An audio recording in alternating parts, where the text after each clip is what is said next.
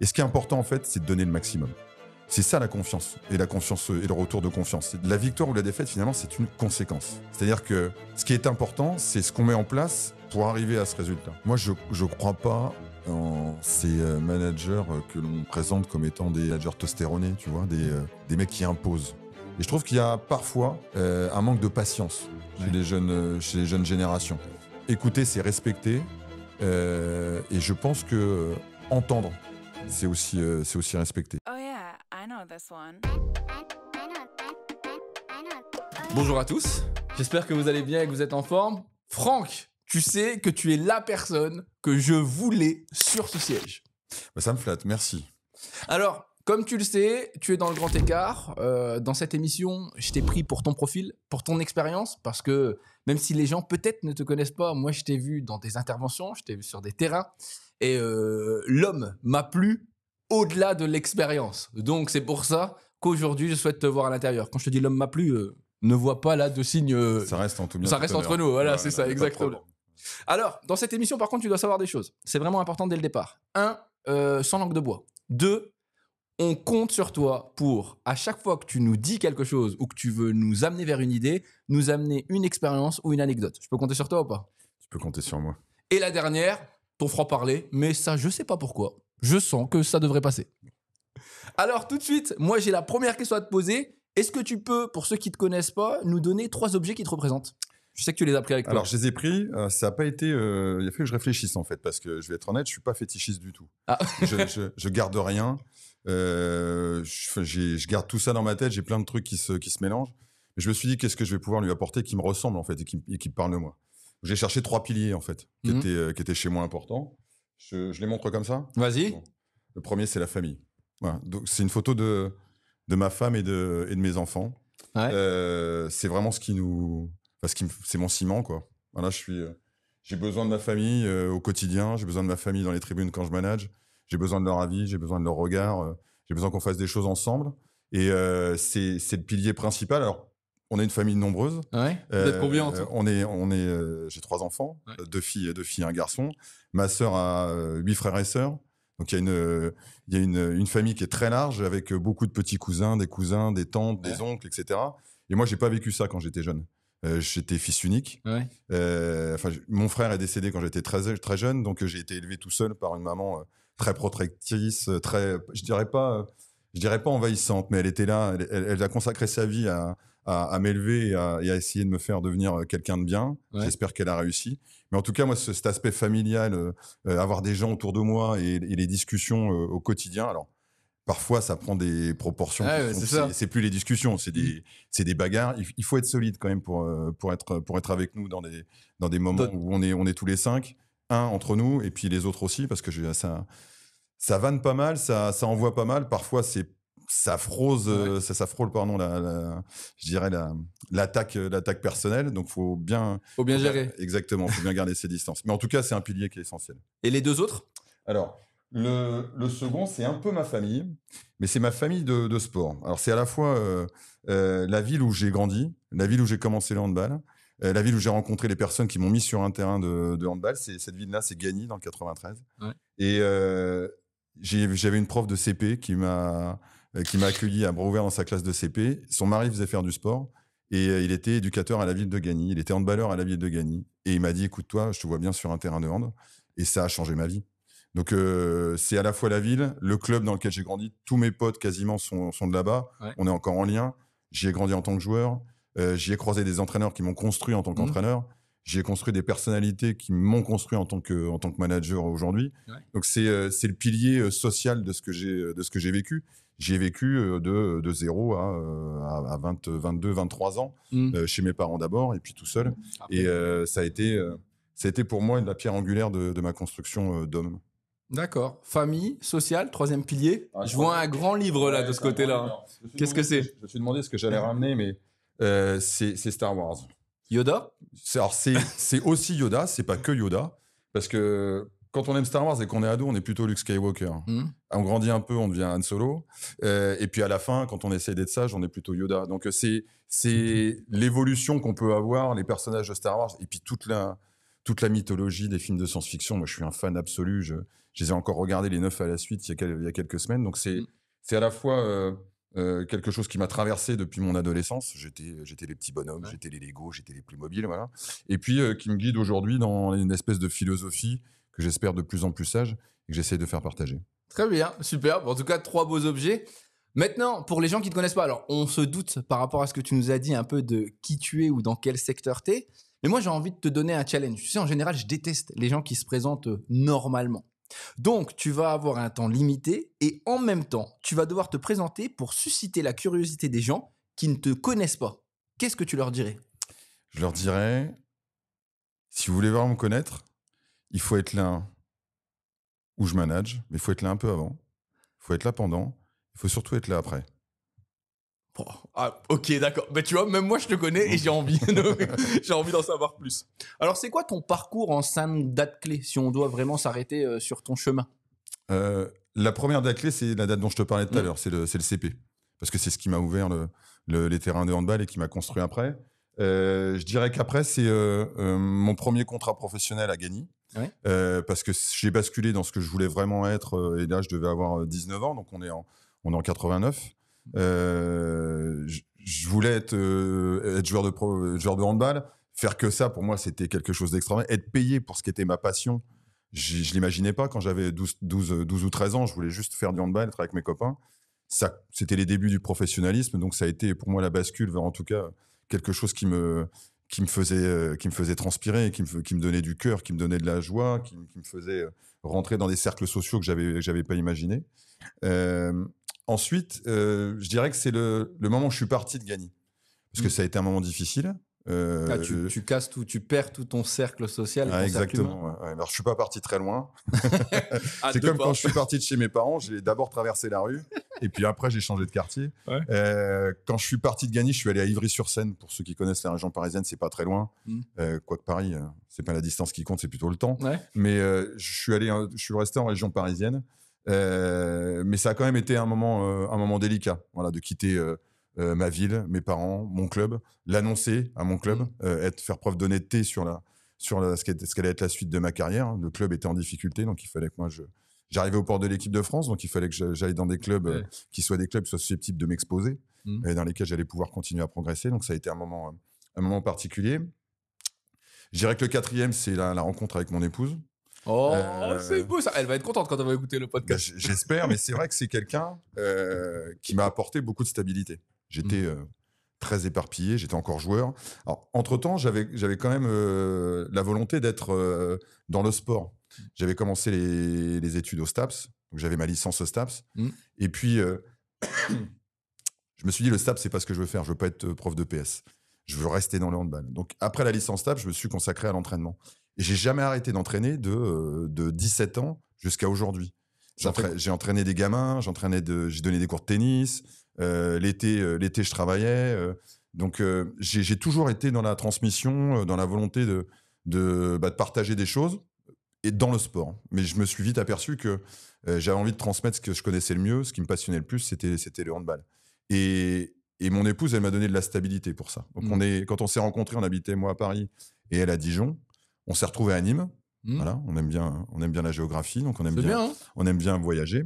Et c'est là qu'on a commencé à fonder notre famille. La 5e, je dirais que je l'ai pas encore trouvée. Ah, c'est celle qui va venir bientôt, c'est celle qui va venir bientôt. C'est celle que je cherche pour voilà, peut-être donner une autre orientation à ce que je fais en ce moment. Moi, j'ai passé 12 ans en tant que coach d'équipe professionnelle de handball. C'est peut-être le moment de réfléchir à avoir un autre impact sur l'écosystème du handball, sur un club, sur une équipe. Moi, je réfléchis à ça en ce moment. Ouais. Je sais que tu es hyper actif dans toutes les associations qui sont annexes, même dans le monde, l'environnement, l'écosystème en fait du hand. Là, j'ai entendu 2 mots qui étaient importants dans ton histoire. Passion, dans les 5 dates clés. Transmission. Je pense que c'est 2 valeurs qui sont énormes pour toi. Et puis une 3e qui est toujours dans le partage, puisque ce que tu vas faire par la suite, ça va être encore ça. Oui.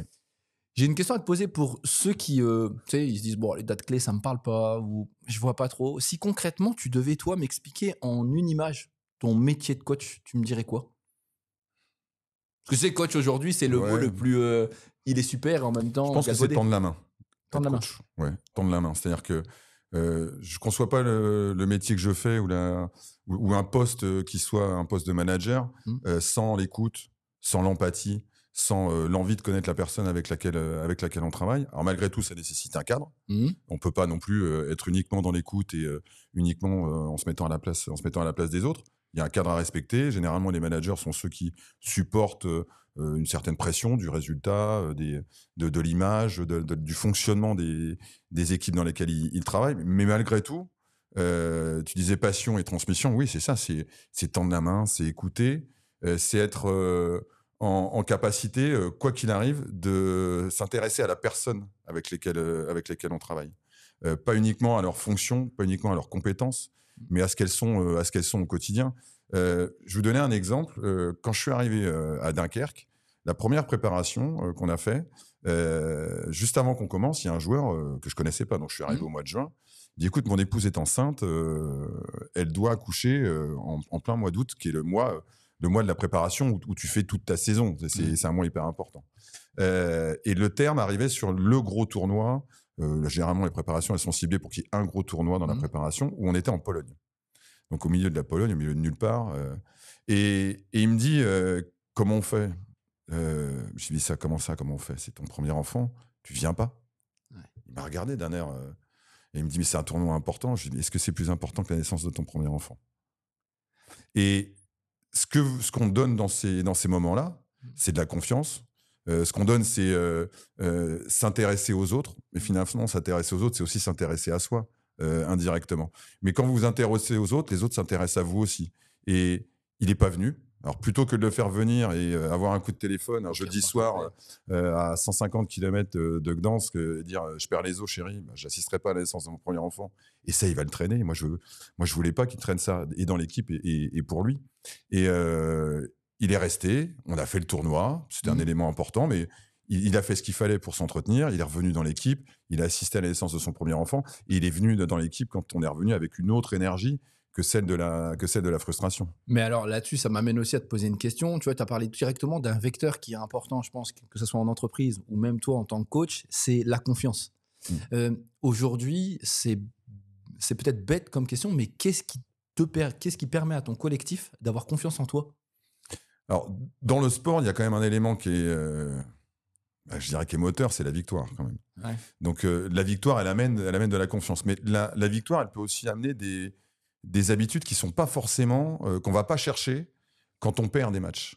On s'interroge beaucoup plus sur ce qui nous fait avancer, sur ce qui nous fait chuter, que sur ce qui nous fait avancer. On s'interroge beaucoup plus, on fait plus de retours vidéo, individuels, sur les matchs que l'on perd, que sur les matchs que l'on gagne. Il y a cette espèce d'euphorie de la victoire, de la réussite, qui parfois nous fait oublier pourquoi on est arrivé. Alors moi, j'insiste beaucoup sur une chose. La victoire ou la défaite, finalement, c'est une conséquence. C'est-à-dire que ce qui est important, c'est ce qu'on met en place pour arriver à ce résultat. Parfois, on gagne, parfois, on perd. On ne peut pas tout maîtriser. Quand on s'oppose à un adversaire, à une équipe, on ne maîtrise pas l'adversaire. Ses blessés, ses hommes en forme, l'arbitrage. Il y a plein de paramètres qu'on ne maîtrise pas dans le sport. Et moi, je m'attache à essayer d'être très insistant sur les paramètres que l'on peut maîtriser. Alors, parfois, ça nous fait gagner. Et il faut savoir aussi faire des feedbacks sur ce qui a bien fonctionné.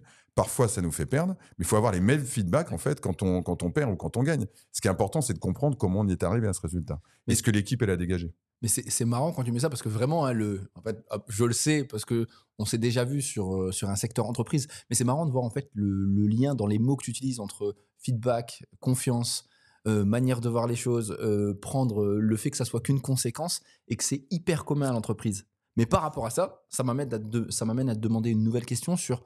Tu me parles de climat de confiance, tu me dis qu'il y a une analyse. C'est quoi les éléments, toi, qui te permettent d'instaurer un climat de confiance avec ton collectif? Je pense que c'est la proximité avec les joueurs. Encore une fois, bien les connaître. Je leur donne comme exemple la bouteille d'oxygène, en fait. Je leur dis, vous allez venir tous les jours avec votre bouteille d'oxygène sur le dos, là, comme si vous alliez faire de la plongée. Cette bouteille d'oxygène, elle ne peut pas être remplie tous les jours à 100%. C'est pas possible. toi comme moi. Ah ouais. On n'est pas tous les jours sympa, gai. On essaye d'avoir le sourire. On essaie de transmettre ça puisqu'on est des donneurs d'énergie, en fait. Malgré tout, il peut se passer un truc la veille qui fait que ça va mal, tu vas mal dormir, tu vas vers moins d'énergie, etc. Par contre, ta bouteille d'énergie, moi, ce que je leur demande, tous les jours, elle est remplie à 80%, vous utilisez 80%. Elle est remplie à 50%, vous utilisez 50%. Elle est remplie à 120%, vous utilisez 120%. Et ce qui est important, en fait, c'est de donner le maximum. C'est ça la confiance et le retour de confiance. C'est de dire, je pense et je suis persuadé et j'ai des feedbacks pour montrer qu'aujourd'hui, tu as donné ton maximum. Et d'ailleurs, c'est une phrase, tu es venu dans notre vestiaire, c'est une phrase qu'on a mis au-dessus de la porte du vestiaire. Ouais. C'est ça. As-tu donné ton maximum? Parce qu'en fait, le vestiaire, c'est pas seulement l'endroit où tu te déshabilles quand tu joues, quand tu fais tes matchs, où là, tout le monde te voit, où il y a parfois des caméras, où il y a de la lumière, où il y a des gens dans les tribunes, où tu mets ton beau costume. C'est tout ce qui s'y est passé avant.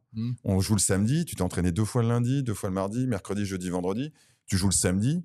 Le match, finalement, ça doit être que la conséquence de tout ce que tu as fait. Donc, as-tu donné ton maximum?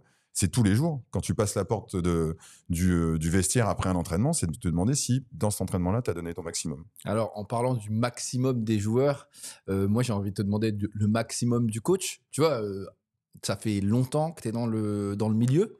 Tu as été coach par passion, mais tu sais que la passion, avec le temps, se transforme parfois en habitude. Et parfois, on peut être moins vigilant dans la manière de faire les choses, un peu comme en entreprise. Aujourd'hui, pour toi, c'est quoi les travers dans lesquels peuvent tomber un coach? Je dirais qu'il faut être honnête avec soi-même tous les jours. Encore une fois, on n'a pas la même énergie tous les jours. Ouais. C'est comment on arrive à être le plus honnête avec les gens avec qui on travaille. Comment on arrive aussi à l'intérieur de son staff, puisqu'on manage des staffs, pas seulement des joueurs, des personnes qui sont elles aussi responsables de toutes ces régulations. Comment on arrive à les entraîner avec soi pour que on ne soit pas non plus porteur de toute cette énergie. On doit avoir autour de nous une équipe qui a la même envie, la même énergie, la même capacité à pouvoir entraîner les personnes. Donc, c'est faire confiance, tu disais tout à l'heure, en déléguant. Moi, je ne peux pas être toujours celui qui va entraîner les gens. D'ailleurs, je raconte souvent que pour essayer de mieux connaître les joueurs, à un moment donné, je me suis posé la question, comment je fais pour mieux les connaître? Je discute avec eux, je passe du temps à l'entraînement, dans d'autres endroits, je les invite à boire un café, etc.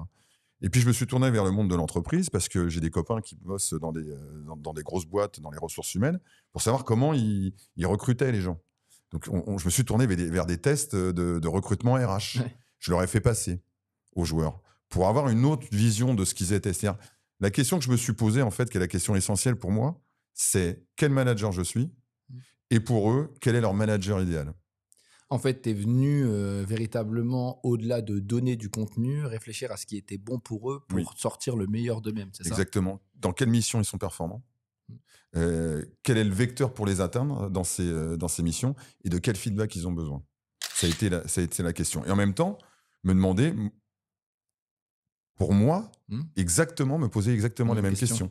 Parce que ça m'est arrivé, par exemple, de recruter quelqu'un pour lequel j'ai vraiment mis beaucoup d'énergie, comme j'en ai mis pour personne d'autre, je crois, dans ma carrière, en m'opposant au président avec lequel je travaillais, qui lui n'était pas pour ce recrutement. Et j'ai mis beaucoup d'énergie. J'ai réussi à le faire venir. Le président a accepté qu'il vienne. Et donc, je me suis mis dans une relation très intime avec lui. Je l'ai accompagné, je l'ai mis vice-capitaine, je l'ai responsabilisé sur du travail vidéo, etc. Donc, je lui ai donné beaucoup de responsabilités. Parce que tu voyais tu voyais un potentiel en lui ou tu voyais quelque chose pour la suite. Je vais t'expliquer pourquoi. En fait, parce que j'avais envie qu'il devienne ce joueur-là. Et j'ai fait un peu de la projection avec lui. Quand j'ai fait ce fameux test RH, je me suis aperçu que c'était pas du tout comme ça qu'il devait être managé. Qu'il avait besoin d'autonomie, qu'il avait besoin d'une direction, et juste une direction. Et que moi, en fait, mon système à moi, qui est plutôt un manager empathique, qui a besoin de proximité, ça lui convenait pas. Il avait besoin plutôt d'une autre personne dans mon staff qui avait le profil de manager qui était pour lui un manager idéal. Il a fallu que je me retire de manière, je sais pas que je lui parlais plus, si tu veux, mais dans la relation humaine fine, je me suis mis un peu en retrait. Alors, ça m'a coûté. Ça m'a coûté beaucoup parce que je me suis dit, waouh, c'est le joueur que je suis allé, celui sur lequel j'ai mis beaucoup d'énergie. Mais en fait, c'est pas moi qui vais le manager. Et puis finalement, je me suis aperçu que c'était pas l'essentiel. Mm. L'essentiel, c'était qu'il soit lui le plus performant pour que l'équipe, elle soit le plus performant possible. Donc, c'est la mission de manager ce mec-là, qui était un des pions essentiels de l'équipe, elle est allée sur quelqu'un d'autre à l'intérieur du staff. Et moi, j'ai eu beaucoup moins d'interaction avec ce joueur-là. Ouais. Il était plus vice-capitaine. On lui a enlevé le rôle de vice-capitaine. Il venait plus sur les séances vidéo. Il avait besoin qu'on lui dise ce qu'il avait à faire. Ouais, Il n'avait pas besoin de penser à ce que tous les autres devaient faire. Mm. Il avait besoin de penser à sa mission à lui et d'être le plus performant possible. Mais ça veut dire, en fait, là, dans ce que tu me dis, il y a une prise de recul toujours à faire de la part du coach. Oui. Derrière ça veut dire qu'il faut savoir déléguer malgré l'expertise que tu as. Et derrière, même si c'est quelque chose que tu as envie, tu dois être capable de réfréner, en fait, ta vision, ta manière de voir les choses pour faire grandir, en fait, les joueurs que tu as. C'est ça? C'est ça. Alors, il y a aussi le fait que ça peut aussi t'apporter des ressources supplémentaires en tant que manager. Je me rends bien compte que mon mode de fonctionnement, il touche certains joueurs, mais il les touche pas tous. Quand on parle à une assemblée, on sait très bien qu'on va pas capter l'attention de toutes les personnes qui sont dans l'assemblée. La façon dont on est, mes lunettes, ma coupe de cheveux, peut-être mes chaussures, j'en sais rien. La façon dont je m'exprime, ce que je fais avec mes mains, ça va en capter certains, ça va peut-être en étonner d'autres. Enfin bref, on n'a pas les mêmes codes et on n'a pas les mêmes conséquences dans l'attention chez les personnes avec lesquelles on travaille. Mais alors, ça m'amène à une autre question. Et là, qui est tout à l'heure, tu as dit, hein, il y a des victoires et il y a des défaites. En général, quand c'est une victoire, on regarde un peu moins ce qui se passe. Mais comment, toi, en tant que coach, tu gères l'échec au sein d'un collectif? Parce que de par ton expérience, tu as eu des moments où les équipes ont brillé. Il y a des moments où, malheureusement, même si elles doivent briller et même si elles ont donné leur maximum, elles sont dans l'échec. Comment tu gères ça? Pour moi, il y a différentes formes d'échec. La défaite, c'est pas forcément un échec pour moi. La défaite, c'est juste le résultat d'une confrontation. C'est si les comportements à l'intérieur de cette confrontation sont pas bons, là, c'est un échec. Mais la défaite ou la victoire, alors certes, dans le monde professionnel, ça a des conséquences, et notamment sur les coachs. Mais malgré tout, c'est un des éléments d'évaluation, mais ça n'est pas le seul. La défaite, tu vois, en ce moment, on est dans une série avec l'USDK, qui est une série difficile. Vous avez eu quelques victoires, une belle avancée, et là, c'est à chaque fois une là, on cale un peu. Aujourd'hui, c'est dire, OK, on n'a pas gagné de match. Qu'est-ce qu'on a produit à l'intérieur de ces matchs? Qu'est-ce qu'on a produit de bon? Sur quoi on peut s'appuyer? Qu'est-ce qui peut nous donner confiance? Parce qu'en fait, l'échec, c'est la conséquence qu'il a sur la confiance individuelle et collective. Et dès qu'il y a moins de confiance, il y a moins de prise d'initiative. Moins de prise d'initiative, il y a quelque chose qui est un peu plus stéréotypé. Et donc, on n'est plus lisible, on n'est plus prévisible par les adversaires. Donc, la spontanéité, elle est essentielle dans ce qu'on fait. Et pour être spontané, il faut être en confiance. Donc, l'échec, en fait, c'est comment on s'en sert pour soit que la confiance, elle reste à minima à un niveau très élevé, soit redonner confiance quand on a perdu confiance avec des moments qui sont des moments difficiles, alors individuellement et collectivement. C'est marrant, hein, parce que en fait, encore une fois, avec le parallèle avec l'entreprise, on voit que c'est le même principe. On soit dans un échec d'entreprise, même s'il y a des conséquences qui sont les conséquences pour le sport, il y a une véritable remise en question, une analyse en fait de ce qui est fait. Depuis tout à l'heure, quand tu parles, on sent un côté très pragmatique en fait dans chaque situation que tu mets en avant. Je pense que cette prise de recul que tu as et dont tu parles tout à l'heure, ça fait toute la différence. J'ai une dernière question à te poser sur, encore une fois, ce collectif. De par ton expérience, si aujourd'hui tu devais me donner, attention, tu vas devoir être succinct et rapide dans la manière de me les donner. Quelles sont les 3 clés de réussite d'un collectif sur le long terme, pour toi? Sur le long terme, je dirais la stabilité, pour commencer. C'est important, ça crée des modes de fonctionnement qui sont reproductibles et qui sont, si possible, qui pourront être, comment je pourrais te dire ça? Qui pourront se garder dans le temps. Pérenne dans le temps. Exactement, pérenne. Je te remercie. C'est un peu ce que tu mettais en avant, tes habitudes que tu crées chez les joueurs. Il y en a un qui est fondamental pour moi, c'est le plaisir. C'est le plaisir. Alors, pas forcément le plaisir à être tout le temps ensemble, mais en tout cas le plaisir à accomplir une tâche ensemble. La tâche de l'entraînement, la tâche du match, et que ce plaisir-là, il soit partagé dans ce que l'on fait au quotidien. Moi, j'insiste pour que les mecs, quand ils passent la porte du vestiaire, ils aient la banane. Tu vois, ils sourient, ils sont contents. Alors, encore une fois, avec la bouteille d'oxygène, tu n'es pas tout le temps dans le même mood. Mais malgré tout, on est payé pour jouer avec un ballon, quoi. Donc, qu'on garde un peu ce recul nécessaire pour se dire, on a un métier quand même qui est chouette, alors qui ne dure pas toute la vie, sauf coach un petit peu plus. Mais malgré tout, ce plaisir-là, il faut qu'on le prenne. Il faut surtout qu'on le dégage pour que les personnes qui travaillent avec nous, ceux qui sont dans les bureaux, dans le back-office, là, qui supportent aussi les tâches au quotidien, d'aller chercher de l'argent, de véhiculer l'image du club, ils soient fiers de ce que l'on fait et que ça se voit quand l'équipe elle dégage quelque chose, qu'elle a du caractère, que ce plaisir il soit transmis. Ah, c'est marrant, dans la deuxième que tu mets, en fait, ce qui est drôle, c'est que même toi, en tant que coach, pour t'avoir vu au sein du club ou lors d'échanges avec des personnes du public, avec des parents, j'ai vu que tu avais ce même principe-là, en fait. Pour toi, c'est important, en fait, de redonner et de partager, en fait, ce que tu vis avec les autres. Ouais, j'ai une chance incroyable. Je suis en bonne santé, j'ai une famille qui est géniale, je fais un métier passion, je rencontre tous les jours des gens qui sont des gens passionnés aussi. La moindre des choses, c'est d'avoir le sourire quand même, non? J'aime bien ça. Moi, ça me va bien. Quand tu me dis ça, je vais valider, tu sais très bien. Voilà. Passion, stabilité, les deux premiers. Quel est ton troisième pilier? Le cadre. Il faut qu'il y ait un cadre qui soit accepté par tous et qui, par contre, permette à chacun à l'intérieur de ce cadre de s'exprimer avec autonomie pour certains, avec moins d'autonomie pour d'autres, mais que ce cadre-là, il soit clair pour tout le monde. Ça permet d'avoir de la stabilité, ça permet d'avoir du plaisir, même si, malgré tout, il y a quelques contraintes. Il est important que tout le monde ait les mêmes codes. Très bien, je prends. Passion, stabilité, cadre. Je prends les trois. Ça fait CSP. Tu l'as pas fait exprès, ouais. Catégorie socio-professionnelle. Bien sûr que c'était si. ça, hein. Ouais, bah oui, je me doutais. Bien sûr Je que savais si. que c'était Voilà. c'était fait exprès. Pas du tout préparé.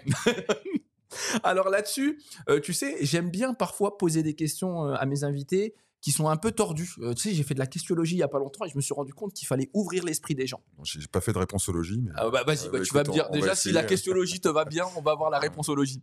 Dis-moi, est-ce qu'on peut faire de l'individuel au sein du collectif? c'est ce qu'on fait tout le temps. C'est ce qu'on fait tout le temps. C'est comment rendre les gens individuellement performants pour que l'équipe elle soit performante.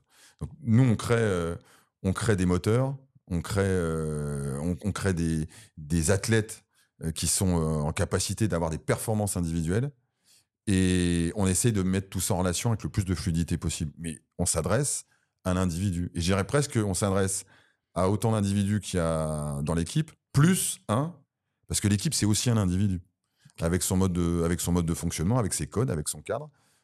Malgré tout, elle doit être traitée comme une personne à part entière, cette équipe-là. Ce qu'elle dégage, son caractère, sa force, ses faiblesses, ses moments de doute, ses moments d'euphorie, c'est une personne à part entière pour moi, l'équipe. Mais alors, c'est marrant, si je fais encore une fois un parallèle avec l'entreprise, s'arrêter sur l'individuel, ça veut dire prendre du temps pour chaque personne étant différente. Je ne vais pas te reparler des couleurs qu'on peut avoir. Tu m'as dit que tu étais empathique, mais tu sais que tout le monde ne l'est pas. Il y en a qui n'ont pas besoin de ça ou qui ont besoin d'être drivés, tu sais, plus droit. Comment tu réussis à donner la même attention à tous, même si le temps te manque et même s'ils n'en ont pas tous besoin de la même manière? Je vais être sincère, je ne suis pas sûr de le faire. J'essaye.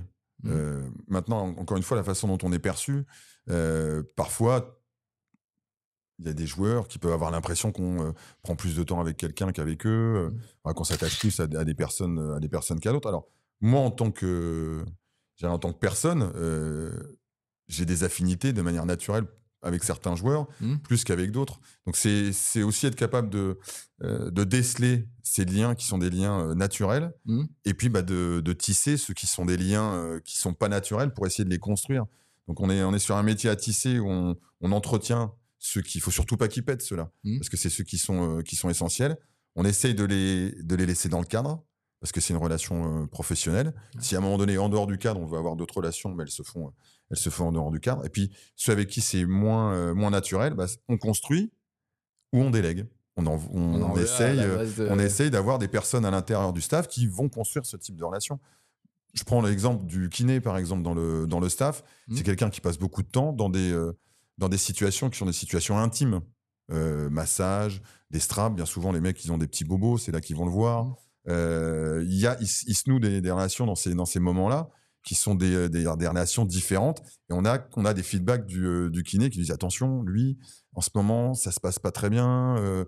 Quand il rentre chez lui, c'est un peu difficile. Il faudrait faire attention. Donc, on essaie d'aller voir, d'aménager les emplois du temps, d'être peut-être un peu plus proche dans ces moments-là. Donc, c'est d'avoir dans le staff des récepteurs qui vont être capables de te renvoyer des infos pour que tu puisses après gérer les individus au sein du collectif. Mais c'est fou, en fait, depuis tout à l'heure, en fait, si on regarde bien, c'est toujours les mêmes mots qui ressortent. C'est ce principe, en fait, toi, d'écoute, mais pas juste ton écoute à toi, le fait d'écouter, mais de savoir surtout déléguer pour que eux-mêmes écoutent, être capable d'entendre ce qu'ils vont te dire et gérer au mieux avec l'ensemble de ton staff de manière globale.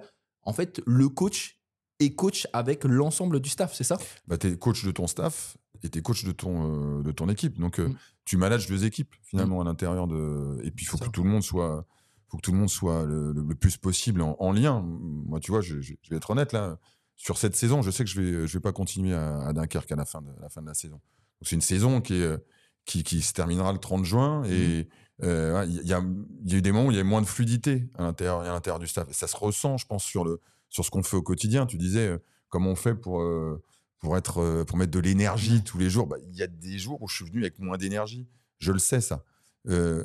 J'essaie d'être le plus honnête possible et de dire les choses. Dire, voilà, aujourd'hui, j'ai mis un peu moins d'énergie, je suis un peu moins dans le lien.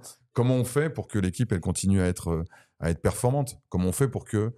Moi, ce qui m'importe, en fait, c'est que l'image de la structure, elle soit pas atteinte. C'est comme dans une entreprise. On peut passer à côté d'un marché. Si l'image de l'entreprise, elle est pas touchée, il y a peut-être eu meilleur. Il y a peut-être eu des meilleures propositions, des commerciaux qui ont été meilleurs dans la négo, des joueurs en face qui ont été meilleurs que nous dans certains domaines du match. On va travailler.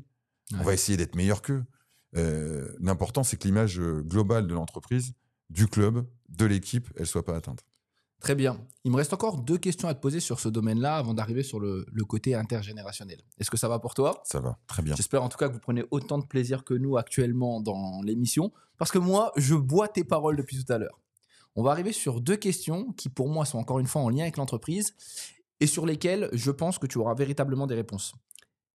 Comment tu gères au quotidien les situations difficiles ou conflictuelles au sein de ton collectif? Parce que autant dans l'entreprise, on sait qu'il y en a, mais alors dans le sport, j'imagine que les victoires, les défaites, plus la bouteille d'oxygène de chacun, ça doit créer des situations qui sont assez complexes. Comment tu fais?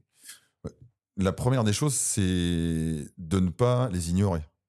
Okay. De ne pas passer à côté en les mettant un petit peu de côté en disant non, mais ça va se régler tout seul. Ça se règle jamais tout seul. Ou en tout cas, si ça se règle sans qu'on puisse intervenir, ça se réglera peut-être pas de la façon ou ça aura peut-être pas les conséquences que l'on imagine. Donc, il faut être honnête pour affronter les situations et essayer de les régler avec le plus de...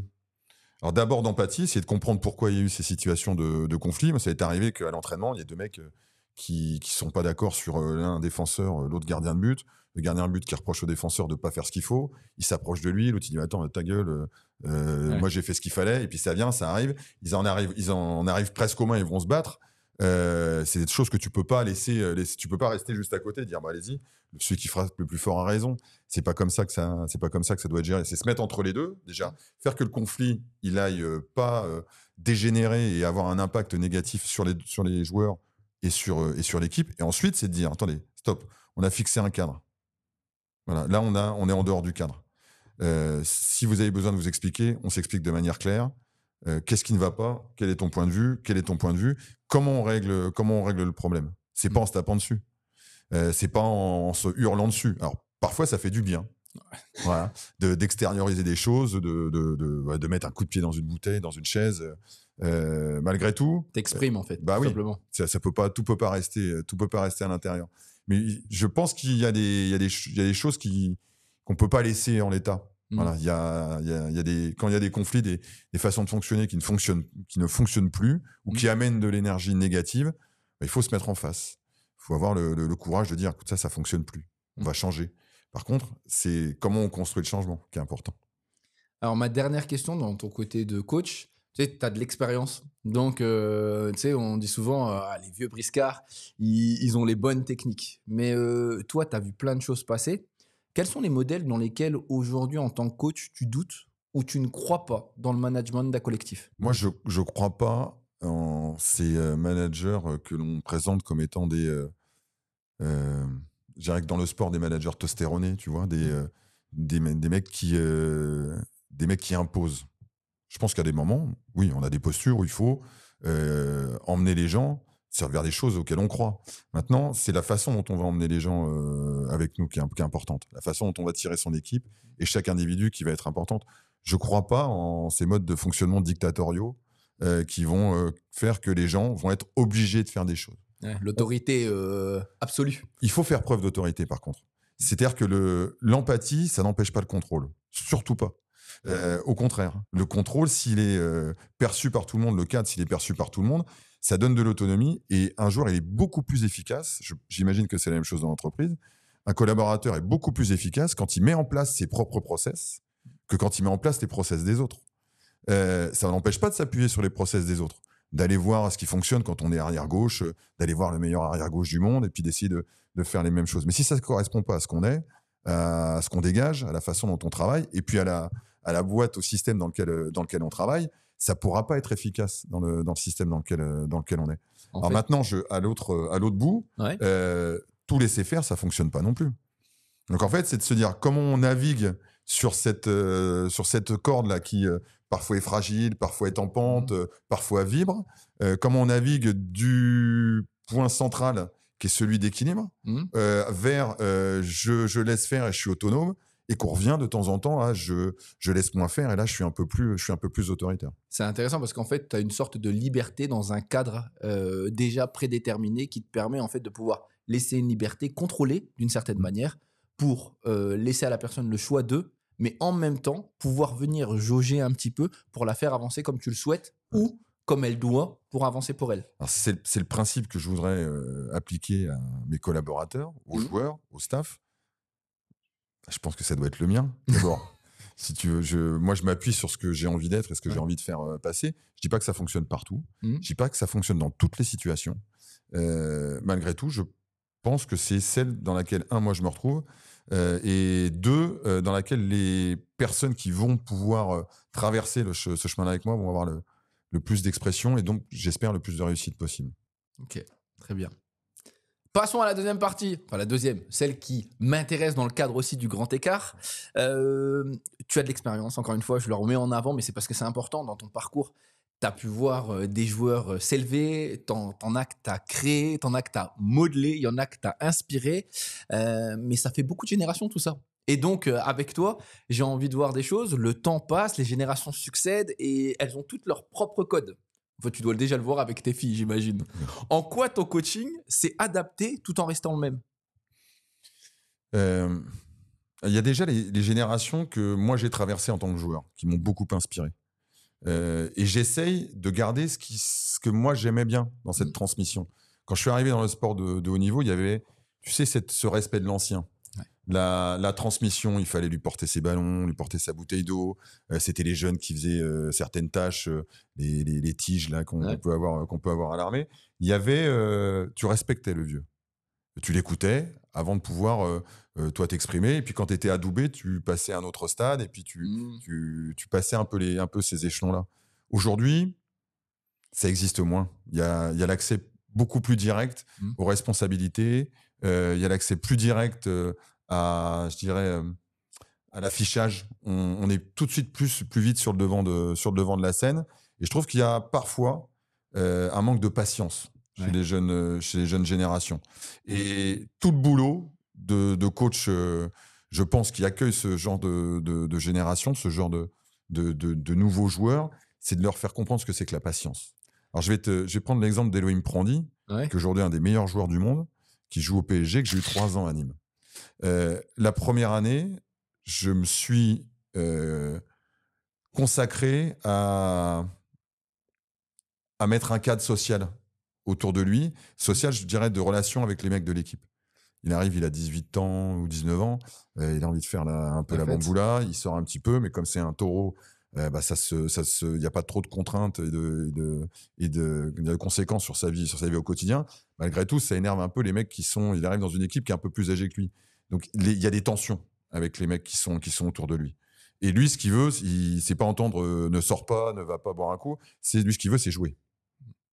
Et moi, j'ai dit, écoute, avant que tu joues, avant que tu deviennes quelqu'un d'important dans l'équipe, il faut que tu viennes être quelqu'un de respecté dans le vestiaire. Et ça prend du temps. Et ce temps-là, il a eu un peu de mal à l'entendre au début. Et puis petit à petit, il a évolué. Les années ont fait que il s'est construit en tant que jeune. C'était un jeune ado, il est devenu un jeune adulte, et puis un adulte tout court. Et il a terminé sa 3e saison en étant un joueur exceptionnel. Il est parti au PSG. Et aujourd'hui, c'est un des meilleurs arrière-gauche du monde. Mais là, cette transmission-là, aujourd'hui, c'est la capacité qu'on a à gérer le temps, en fait. C'est compliqué, ce que tu es en train de me dire, parce que là, on arrive sur un rapport du temps qui est différent selon les générations. Exactement. Tu as réussi à utiliser un levier avec lui sur son ambition et le mettre pour le cadre social. Ça me fait penser énormément aux entreprises, tu sais, aux gens qui sont très ambitieux et qui ont envie d'aller vite. Tu le vois, alors je parle de génération, je vais éviter de dire les générations Z ou les nouvelles, mais tu avais des personnes qui arrivaient en entreprise et qui voulaient à tout prix performer, tu sais, y arriver tout de suite, quitte à écraser en fait les gens qui étaient autour pour arriver à ce que l'on souhaite. On voit en fait encore une fois que le cadrage que tu as de coach pourrait être un cadrage de manager dans le même principe. Mais c'est le même principe, je pense, dans l'entreprise. Performer une fois, je dirais pas que c'est facile, mais en tout cas, quand on est quelqu'un qui a des capacités physiques, techniques, tactiques, quand on a des compétences dans l'entreprise, performer une fois, ça arrive. Mais si on veut avoir une carrière qui nous permette d'évoluer en compétences, d'évoluer dans des postes à l'intérieur de l'entreprise ou dans son statut quand on est sportif de haut niveau, c'est pas performer une fois qu'il faut. C'est performer à chaque fois. C'est ce que moi j'appelle le SMIC de performance, qui doit être, j'aime bien le terme, qui doit être le plus élevé possible. C'est ce SMIC-là sur lequel il faut travailler.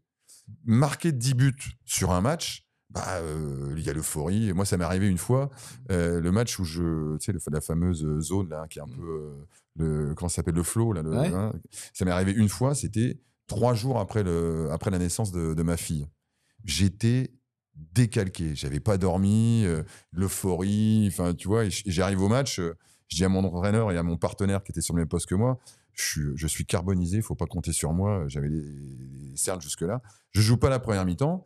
Ça se passe pas très bien pour l'équipe. Et il me dit, écoute, tu commences la deuxième, on verra bien. Je dis à mon pote, sois prêt à rentrer parce que franchement, je me vois pas tenir plus de 5 minutes. J'ai mis 10 buts en une mi-temps. Ça a été mon match flow, tu vois, le truc un peu improbable. Donc ça, tu peux le faire une fois. Je l'ai pas fait sur les 300 matchs de ma carrière. Tu peux tenter, mais ça te fait beaucoup d'enfants. Exactement. Et ça fait beaucoup de femmes aussi. Et ça, je suis pas sûr que ma femme, elle apprécierait. Mais l'idée, c'est de leur dire comment on se construit en étant quelqu'un de stable. Pas en étant quelqu'un d'exceptionnel une fois et de pourri les 9 autres fois sur 10. C'est la stabilité qui est importante. Il faut construire. Et la stabilité, le temps te donne de la stabilité. Ou alors, tu es qu'un être exceptionnel. Nicolas Karabatic, par exemple, qui a été très tôt très stable. Il a gagné la Champions League, je crois qu'il avait 20 ans, en étant l'un des meilleurs joueurs de son équipe pour ce match-là, cette finale-là. Cette stabilité, il l'a gardée là. Mais c'est un monstre. C'est Jordan, c'est LeBron, c'est ce genre de mec-là. Donc, soit on est exceptionnel, et encore, ces mecs-là, c'est des bourreaux de travail. Mais malgré tout, il y a le travail derrière, et on se donne du temps pour se construire des compétences ou un niveau qui est un niveau stable. Alors là-dessus, je vais te demander un peu comme tout à l'heure, très succinctement, selon toi, quelles sont les clés pour intégrer au mieux les nouvelles générations ? Ça ne change pas beaucoup de ce que je t'ai dit tout à l'heure. Il y a l'écoute. Malgré tout, il y a le contexte. Je pense qu'il faut quand même connaître le contexte. Aujourd'hui, l'exposition, les médias, les réseaux sociaux, l'image que les jeunes joueurs ont de leur propre performance, elle est différente. Moi, quand je jouais, il y avait 2 lignes dans l'équipe sur le handball. Je faisais un match pourri ou pas un match pourri. Il y a mes parents qui étaient dans les tribunes qui le savaient, les spectateurs. Il n'y avait pas de téléspectateurs. Il n'y avait pas de followers, il n'y avait rien. Donc, si tu veux, je ne dirais pas que c'était de l'intime, mais c'était en tout cas confidentiel. Aujourd'hui, ça ne l'est pas. Et puis, ils construisent aussi leur carrière pour ne pas que ça le soit. Il ne faut pas que ça soit confidentiel, ce qu'ils font. faut qu'il y ait le plus grand nombre de vues, le plus de followers, le plus de highlights, ils sont construits plutôt sur la highlight Ouais. que sur la performance stable dans un match. Ils préfèrent voir leur plus beau but mis sur les réseaux que mis 8 buts pourris à la suite, parce que c'est des buts pourris. Donc, il faut connaître quand même le contexte générationnel et la façon dont ils exploitent leur image. Ça n'empêche pas d'être à l'écoute. Et ça n'empêche surtout pas d'avoir des discours qui sont quand même des discours de performance. Ok. Donc pour toi, en fait, la performance reste l'un des leviers qui peuvent venir chercher n'importe quelle génération. Je pense, parce que malgré le contexte et tout ce que l'on vient d'évoquer, pour faire carrière, il faut être performant. Et tu restes quand même celui qui met le joueur sur un terrain. Ouais. Et donc, qui le fait être performant et qui le fait s'exposer, qui lui donne de l'exposition. S'il veut un meilleur salaire, un meilleur club, il faut qu'il joue. Ouais. Et s'il veut jouer, il y a certains critères à respecter. Il y a le cadre. Il y a le cadre à respecter. Maintenant, on est aussi responsable de ce cadre et de l'évolution à l'intérieur de ce cadre. Bah alors, toujours dans ce cadre-là, tu sais, je te parle des nouvelles générations, mais il y a aussi, aujourd'hui, quand on parle de grand écart, il y a ce principe d'intergénérationnel. Alors, j'ai pas envie de dire que dans les équipes que tu coaches, tu es des gens de 18 et de 60 ans, mais tu as quand même en fait une variation en termes d'âge. Comment tu réussis à donner à chaque génération la place de coexister au sein de tes équipes et de s'épanouir avec les autres? Tout à l'heure, tu m'as donné le cadre, j'ai compris aussi l'écoute, mais qu'est-ce qu'il y a d'autre encore? Il y a les rôles que chacun occupe à l'intérieur de l'équipe. Alors, il y a les rôles en tant que joueur, leur propre rôle, arrière-gauche, demi-centre, et sur leur poste, je dirais l'importance hiérarchique qu'ils peuvent avoir sur ce poste-là. Quelqu'un qui a plus d'expérience va avoir plus de temps de jeu, plus de responsabilité. Un jeune qui va arriver derrière, lui, il va avoir la responsabilité de maintenir un niveau de jeu, sans pour autant porter le poids du match sur ses épaules. Donc, c'est le rôle qu'il peut avoir à l'intérieur de ce binôme, je dirais, sur le terrain. Et c'est aussi le rôle à l'intérieur du tissu social de l'équipe. Alors, quand je suis arrivé, par exemple, on a décidé avec le staff de créer des ministères. Pour que Des ministères. Moi, je me suis dit, j'ai envie que tout le monde discute, j'ai envie que tout le monde soit en lien. Pour moi, c'est la démocratie, ça. Donc, qui gère l'espace démocratique? C'est le gouvernement. Et qu'est-ce qu'il y a dans les gouvernements? Il y a des ministres. Donc, on a créé des ministères. Il y avait un ministère de la jeunesse.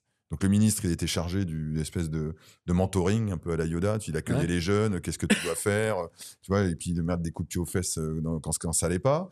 Il y a le ministère des Finances. On a une caisse noire, tu sais, où on fait des trucs un petit peu sympas. À la fin de l'année, on part en vacances. Lui, il tenait les cordons de la bourse. Il y avait le ministère de la Culture. Donc, lui, il était chargé d'organiser toutes les sorties, tous les trucs en dehors du cadre sportif pour que l'équipe ait des moments de cohésion. Il y a le ministère de l'intégration. De l'intégration. Alors ça, j'y tenais parce que j'y tenais surtout à ce que ça soit un étranger qui s'en occupe. Et c'était, parce qu'il n'est plus dans l'équipe, mais Cornel Nagy, qui est hongrois, qui était là depuis 12 ans à l'intérieur du club, qui a vécu cette arrivée d'un étranger qui ne parle pas français à l'intérieur d'une équipe française, les problèmes de papier, de tout ce qui peut être très, très contraignant quand on arrive. Et donc, il avait eu cette place-là. Et moi, je voulais qu'il accueille, qu'il aide tous ceux qui arrivaient, que ce soit des étrangers ou pas d'ailleurs. Mais je trouvais le clin d'œil très, très sympa que ce soit un étranger qui soit ministre de l'intégration. Et ils ont joué le jeu tous? Tout le monde a joué le jeu. Et le dernier ministère, c'est le ministère qu'on a créé, c'est le ministère de la SAP. Ouais.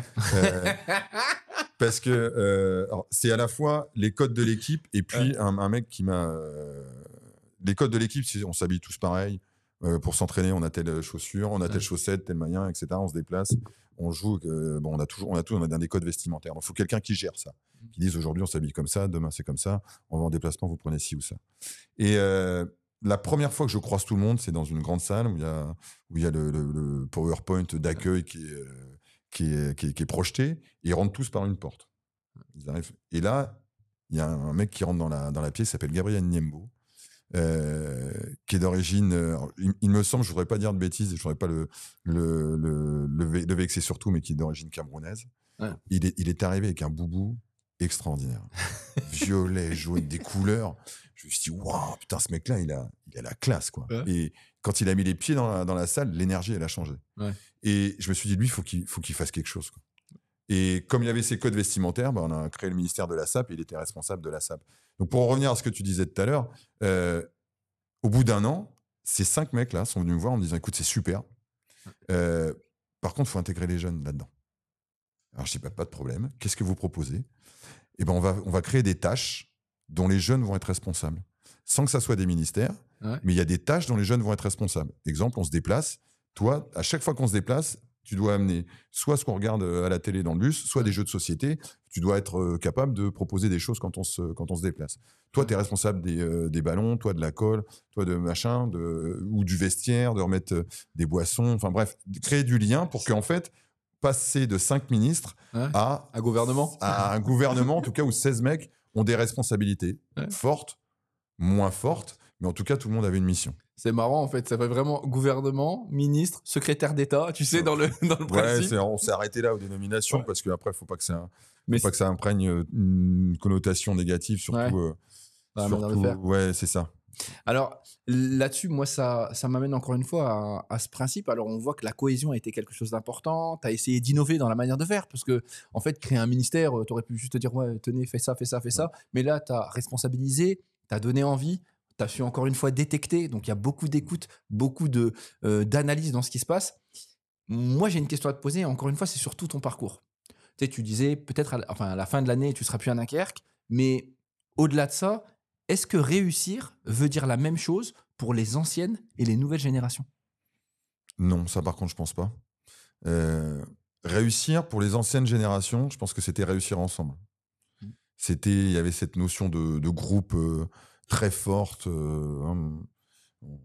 La phrase qui se disait avant, c'était de toute façon, c'est pas l'équipe qui a les meilleurs joueurs qui gagne. C'est l'équipe qui a la plus grosse cohésion. Celle qui peut faire les choses ensemble. Ça te fait te dépasser.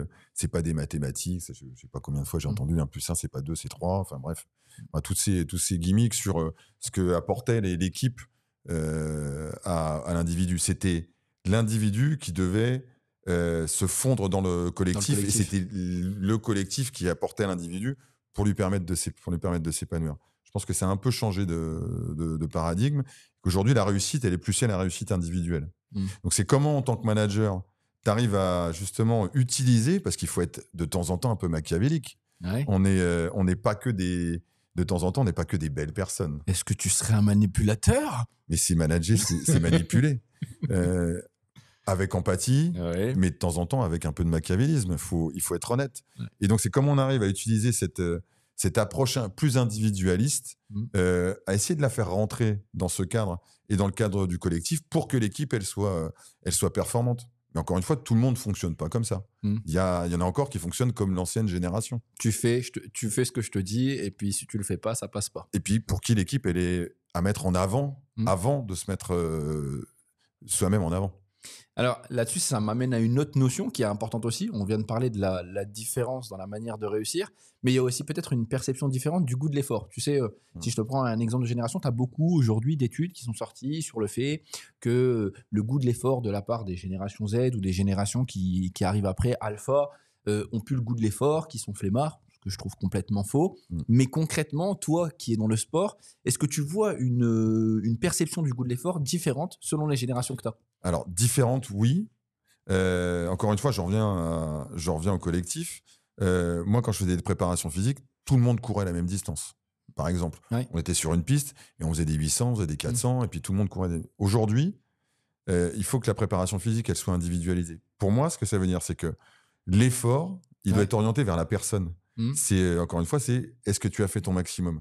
C'est lui donner les notions d'effort maximum dans sa compétence. Okay. On ne traite pas quelqu'un qui fait... on a un Golgoth qui s'appelle Bense qui vient de Hongrie. Il fait 2,06 m, 130 kg. Je ne lui demande pas la même chose qu'à Dylan Tossin qui fait 1,79 m et 76 kg. Je ne peux pas lui demander de courir à la même vitesse, le même temps ou la même distance. Par contre, ce que je peux lui demander, c'est de faire le maximum dans ce qu'on lui demande pour être le plus performant possible. Et je pense que les jeunes générations, là, à Dunkerque, je vis avec le pôle espoir, c'est des gamins qui ont entre 15 et 18 ans. Mhm. Le centre de formation, c'est des gamins qui ont entre 18 et 22. Et les pros, c'est 22 jusqu'à 38, 39, on a eu l'année dernière. Ils n'ont pas tous le même rapport à l'effort. Par contre, ils ont tous envie de faire les efforts de réussir.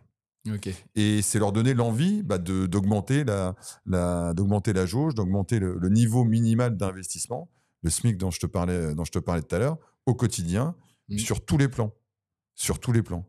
Le domaine physique, le domaine tactique, le domaine technique, le domaine mental, qui est un incontournable du sport de niveau. C'est comment je travaille tous les jours pour être plus fort mentalement, pour être plus précis, pour être plus juste tactiquement ou techniquement, pour être plus fort physiquement, pour connaître au mieux mes adversaires, connaître au mieux le contexte. Il y a tellement de choses à faire dans l'entraînement quotidien, de ce qui se voit et de ce qui se voit pas, Bah oui.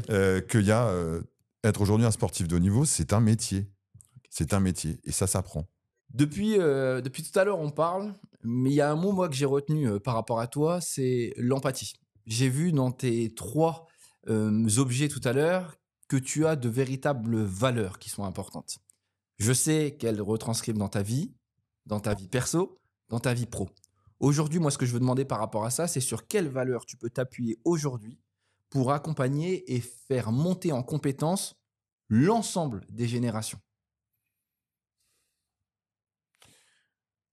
L'écoute, j'avais commencé par là tout à l'heure, mais l'écoute active. C'est-à-dire que j'écoute peut-être pas de la même façon quelqu'un qui a 20 ans d'expérience qu'un jeune. Je l'écoute peut-être pas au même endroit. J'écoute peut-être pas dans les mêmes conditions. Je me suis peut-être pas habillé de la même façon. C'est peut-être pas après l'entraînement. Je pense que l'écoute, elle doit s'adapter aussi aux personnes qui sont en face de toi. Le capteur, il va capter plus de choses. C'est comme la téléphonie. Hein. On capte mieux quand on est au bord du récepteur que quand on en est très éloigné. Donc moi, mon boulot, c'est d'être au plus près possible de l'émetteur. Et pour certains, c'est à certains endroits, c'est dans certaines conditions. Pour d'autres, les conditions, elles changent. Malgré tout, quelles que soient les générations, il faut les écouter. Et il faut les écouter peut-être tout seul, d'autres en groupe. Je pense que cette écoute-là, cette écoute active, elle est essentielle, quelles que soient les générations. C'est quoi l'exemple par rapport à ça dans toute ton expérience qui t'amène à prouver ce que tu viens de me dire? Alors, j'ai plein d'exemples de joueurs. On citait Nicolas Karabatic tout à l'heure. C'est quelqu'un, quand il est arrivé, il maîtrisait déjà l'affrontement physique. Il maîtrisait déjà par son histoire l'affrontement tactique. Techniquement, c'était quelqu'un de très fort. Et pourtant, il est arrivé avec beaucoup d'humilité dans ce qu'il a fait. Et donc, il a écouté les personnes avec qui il était en interaction. Et il a toujours eu beaucoup de respect pour les générations précédentes. En disant, moi, si je fais du handball aujourd'hui, si je suis le joueur que je suis aujourd'hui, c'est parce qu'avant lui, il y avait les Barjots, et que les Barjots, ils m'ont donné envie de faire du handball, ils m'ont donné envie d'être en équipe de France, ils m'ont donné envie d'être performant. J'étais très attaché aux valeurs qu'ils dégageaient, mais je suis quelqu'un de différent. Je suis pas un Barjot. Eux, ils s'appelaient pas comme ça. C'était les costauds. Après, ça a été les experts. Les dénominations, elles changent. Malgré tout, les dominations restent. Les modes de fonctionnement changent. Et on respecte les générations précédentes. Donc finalement, il y a l'écoute et il y a le respect par rapport à ce que tu disais tout à l'heure. Ouais. En parlant, tu vois, je m'aperçois que écouter, c'est respecter. Et je pense que entendre, c'est aussi respecter. C'est-à-dire qu'il faut entendre ce que les gens nous disent. Écouter sans prendre en compte ce qu'on te dit finalement, c'est pour ça que je parlais d'écoute active. C'est une posture. Entendre, par contre, c'est un vrai acte de management. C'est une volonté. Ouais. Écouter, respecter. Je reprends le mot que tu as dit tout à l'heure, parce que tout ça, ça amène vers la performance aussi. Oui, au profit de la performance. Moi, j'oublie pas, c'est ce que je disais tout à l'heure quand on parlait de Machiavel, c'était un peu ça. C'est quel est le point final, en fait, où est-ce qu'on veut aller. On veut aller vers gagner des matchs, être le plus performant possible, être le plus stable possible. C'est ça l'objectif. C'est pas que de l'humanisme, ça l'est. Je pense que l'humanisme est un moyen. Malgré tout, là où on veut aller, la fin du chemin, si possible, c'est d'être le meilleur joueur, d'avoir les meilleures performances et de gagner des matchs. Très bien. On arrive à ma dernière question, en fait, de last. l'interview. Cette fois-ci, pas une question, pas de question de questionologie, mais il y aura quand même une réponse. Par contre, je vais te demander vraiment de ne pas me faire de langue de bois et de me donner véritablement le conseil qui, pour toi, est efficace. Quel est le conseil que tu donnerais aujourd'hui pour réussir le grand écart du management des générations aux entreprises, de par ton expérience?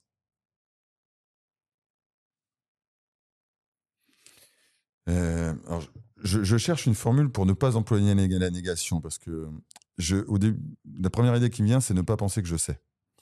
Alors, je vais dire penser que je ne sais pas. Ouais. De Socrate. En Tout tout ce cas, que je sais, c'est que je ne sais rien. voilà, ça serait alors, peut-être pas rien, mais en tout cas pas tout. J'aime bien. Mm. Ok. Pourquoi c'est important pour toi, ça? Bah, parce que déjà, je pense qu'on apprend tous les jours et de tout le monde. Moi, j'adore regarder les gamins s'entraîner, regarder ce que font les coachs dans n'importe quel contexte, du hockey sur glace, du basket. Je vais voir Jonathan Lafrance, je vais voir Jean-Christophe Prat. Je suis quelqu'un qui a besoin de prendre de l'énergie et puis des choses d'autres personnes compétentes. Mais on a besoin, je pense, que de se remettre en question. Je ne sais pas si c'est ça, mais en tout cas d'arriver avec de la fraîcheur tous les jours dans ce qu'on fait, en partant d'un postulat, c'est qu'il n'y en a pas de postulat, justement. Voilà. Qu'est-ce qui va se passer aujourd'hui? Il va se passer ce que je vais en faire de cette journée. Qu'est-ce que j'ai envie d'en faire? C'est la question à se poser quand on se lève. Qu'est-ce que je vais faire de cette journée? Oh, yeah, I know this one.